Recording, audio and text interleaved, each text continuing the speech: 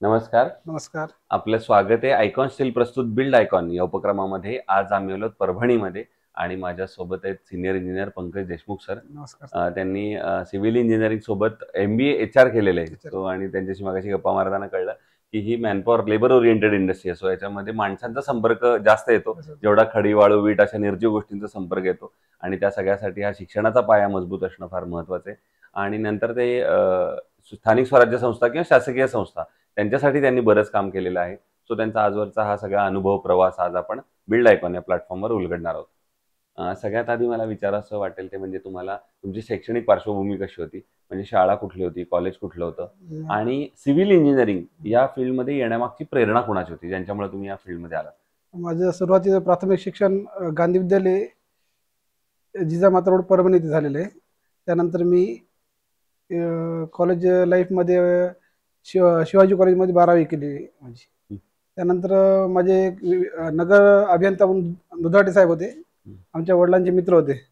त्यांनी मला ते सिव्हिल इंजिनिअरिंग ब्रँच घेण्याची त्यांनी सल्ला दिला. त्यानुसार मी ते सल्ला फॉलो केलं. ते ॲडमिशन नांदेड गव्हर्नमेंट पॉलिटेक्निकला ॲडमिशन घेतलं माझं.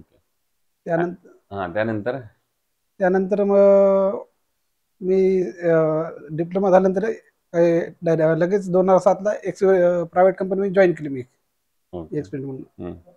त्यानंतर मला वाटलं ते डिप्लोमा नंतर अजून काहीतरी करावं, MBA मी विचार केल्यानंतर शिवाजी कॉलेजला मी MBA HR मध्ये पूर्ण केलं माझे.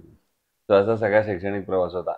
आता या पहिल्या प्रोजेक्टकडे, तो म्हणजे बऱ्याचदा असं होतं की जो सिव्हिल इंजिनिअरिंगच्या आयुष्यातला महत्त्वाचा टप्पा असतो ते म्हणजे पहिला प्रोजेक्ट आणि त्यामागचा अनुभव किंवा तो प्रसंग कसा होता त्याबद्दल काय सांगा? माझा डिप्लोमा झाला लगेच माझा 2007 मला पहिला प्रोजेक्ट भेटला मराठवाडा कृषी विद्यापीठा अंतर्गत. मराठवाडा कृषी विद्यापीठामध्ये शेतकरी भवन हा प्रोजेक्ट होता. 1 कोटीचा बिल्डिंग वर्क होता. तो माझ्यासाठी चॅलेंजिंग काम होतं. सुरुवाती पहिलाच प्रोजेक्ट होता माझा पासिंग आउट नंतर. त्यानंतर मी त्या प्रोजेक्टमध्ये पूर्ण स्टार्टिंग पासून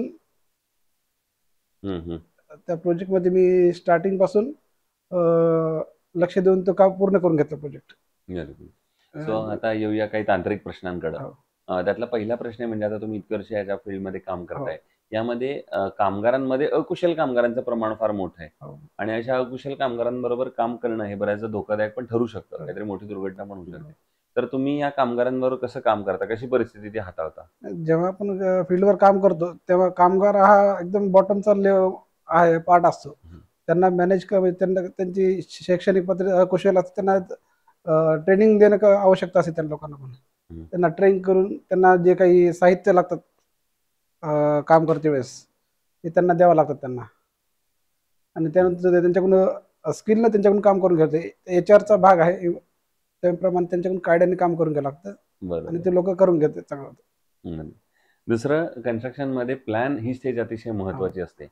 तर कारण प्लॅनिंग शिवाय तुम्ही पुढे जाऊ शकणार नाही. तर प्लॅन या स्टेजचं महत्व काय सांगाल तुमच्या नजरेत? प्लॅन हा सर्वात महत्वाचा. जे बिल्डिंग किंवा कोणताही प्रोजेक्ट असेल, प्लॅन शिवाय तर पूर्ण सक्सेसफुल होत नाही.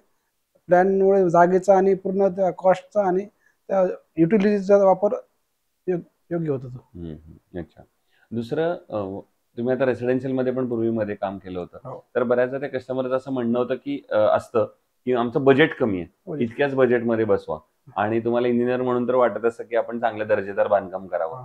तर बजेट आणि हे काय दर्जा या दोन्हीचा समतोल कसा साधता मग तुम्ही? बजेट पण फार परभणी शहरामध्ये कसं मध्यमवर्गीय शहर आहे, त्यामुळे लोकांची आर्थिक परिस्थिती बजेटचं कमी आहे. पण क्वालिटी बी मेंटेन करणं फार आवश्यकता असते. त्यामध्ये स्टीलचा पण महत्वाचा भाग आहे. स्टील, सिमेंट जे आहेत महत्वाचे, चांगल्या क्वालिटीचं वापरलं तर ते बिल्डिंगचं लाईफ वाढेल आणि त्याला भविष्यात रिपेअरिंग त्या गोष्टी येणार नाहीत. दोन्ही गोष्टी मेंटेन करून त्यासाठी इकॉनॉमिकली घर बांधण्याचा प्रयत्न करतो आपण. ते दुसरं, तुम्ही शासकीय संस्थांसाठी सुद्धा कामं केलेली आहेत. ती साधारणपणे कशा प्रकारची कामं होती, त्याची काही नावं सांगता येतील? शासकीय त्याच्यामध्ये सुरुवात मी हिंगोलीमध्ये होतो. मी 5 वर्ष होतो. प्रधानमंत्री ग्रामसडक योजनेमध्ये होतो. हिंगोलीमध्ये मी ग्रामसडक योजना रस्त्याचा विभाग आहे, त्या विभागामध्ये काम केले. त्यामध्ये रोडचे मोठाले प्रोजेक्ट होते. त्याच्यामध्ये ब्रिज होते.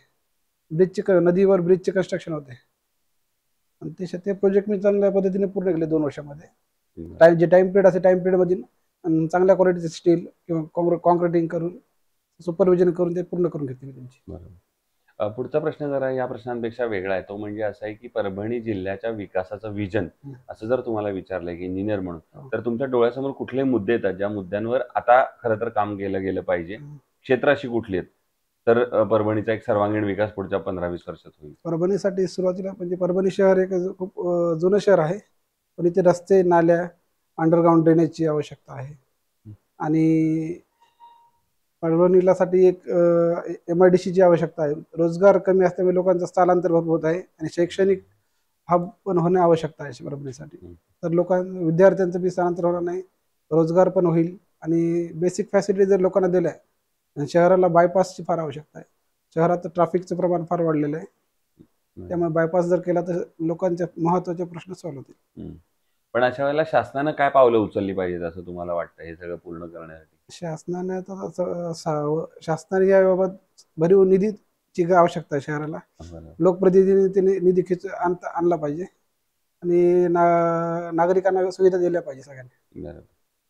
दुसरा, एवढ्या आजवरच्या प्रोजेक्ट मधला एखादा आयकॉनिक प्रोजेक्ट सांगता येईल का, की जो करताना एक वेगळं समाधान होतं किंवा आनंद होता किंवा काहीतरी वेगळे पण होतं त्या प्रोजेक्ट? माझा आयकॉनिक प्रोजेक्ट होता सर, फायर स्टेशनचं बिल्डिंग होती म्हणजे परभणी महापालिका गंगाखेड रोडमध्ये होत आहे. तो माझ्यासाठी चांगला प्रोजेक्ट आहे. तो आता शेवटच्या टप्प्यामध्ये आहे.